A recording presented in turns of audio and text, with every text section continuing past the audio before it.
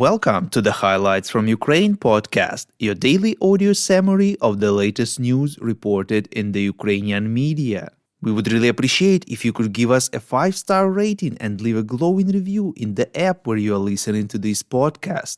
It will help us to guide more people to the highlights from Ukraine. My name is Artem, and here is the news. 244 days less the Russian invasion of Ukraine. Germany, together with the EU, hosted an international expert conference on the recovery, reconstruction and modernization of Ukraine in Berlin yesterday, reports Interfax Ukraine. During his speech at the conference via a video link, President of Ukraine Volodymyr Zelensky called on the EU countries to create a financial Rammstein. According to him, it should basically repeat the format created this spring to coordinate international military assistance to Ukraine, but with the reconstruction and recovery of the economy. Prime Minister of Ukraine Denis Shmyhal clarified that an international coordination financial platform for the restoration of Ukraine should be created by the end of 2022. Shmyhal said that the financial Rammstein should act under the chairmanship of the EU, the US and Ukraine with the involvement of international financial organizations. The president reminded that Ukraine's rapid recovery plan is worth $17 billion, which are needed to rebuild hospitals, schools, vital transport and energy infrastructure. Ukraine has not yet received a single cent for this purpose, said Zelensky, and asked to make the necessary decisions as fast as possible. He also said that Ukraine's budget deficit for 2023 is about $28 billion and Ukraine can't cover it without the external help. European Commission President Ursula von der Leyen said that she is working with the European Union member states to provide Ukraine with 18 billion euros in 2023 or 1.5 billion euros monthly.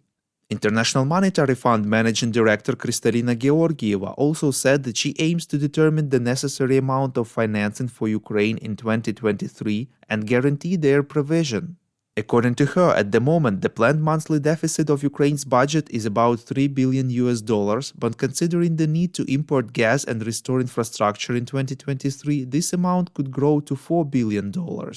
Should the destruction of Ukrainian infrastructure and economic activities become even more far-reaching, the range can go up to $5 billion, added Georgieva. Volodymyr Zelensky reminded about the Russian assets that are already frozen abroad and those that still need to be frozen. He called on the EU countries to develop a legal mechanism for the direction of Russian assets to compensate for the losses caused by the Russian war in Ukraine.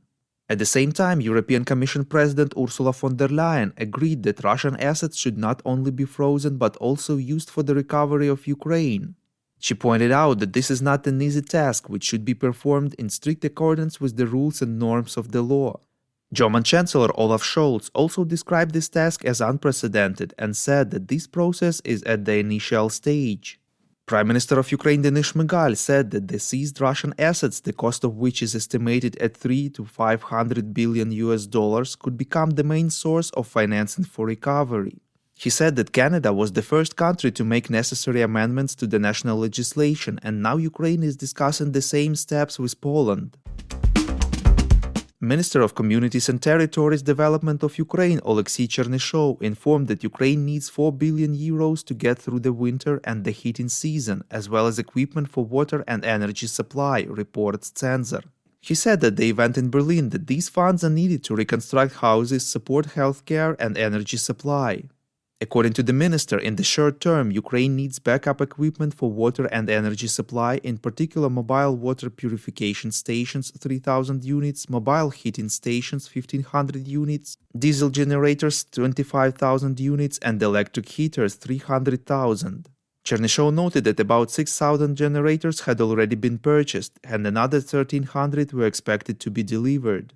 The minister stressed that the Ukrainian authorities want 1 million Ukrainians to return home before the end of the year and they need decent conditions. At the same time, Deputy Prime Minister Irina Vereshchuk yesterday called on Ukrainians who are currently abroad not to return to Ukraine till spring due to Russian attacks on energy infrastructure. German President Frank-Walter Steinmeier visited Kyiv yesterday for the first time after the start of the full-scale Russian invasion of Ukraine, reports Ukrinform. The German president visited settlement of Kryukivka in the Chernihiv region, where he had to hide in the bomb shelter with the locals due to the air raid siren. After the meeting with the President Volodymyr Zelensky, Steinmeier announced Berlin's plans for the transfer of 2 additional Mars multiple rocket launchers and 4 Panzerhaubitze 2000 howitzers to Ukraine. In his evening video address, Volodymyr Zelensky informed about a phone call with new British Prime Minister Rishi Sunak. The president expressed belief that the partnership between Ukraine and the UK and the already traditional British leadership in the defense of democracy and freedom will be further strengthened. He also invited the Prime Minister to visit Ukraine. A petrol station in the city of Dnipro has caught fire after being hit by fragments of a Russian missile yesterday, reports Ukrainska Pravda. As a result, 2 people were killed, among them a pregnant woman. 3 wounded were hospitalized. The president said that Ukraine will never forget such attacks and retribution will be just and inevitable. If you like what we do and would like to tip us, you can now do so directly to our PayPal. Check out the link in the description to this episode for more details. And as usual, you can subscribe to our Patreon. In gratitude for your help, we will give you access to a series of exclusive episodes on wartime life in Ukraine.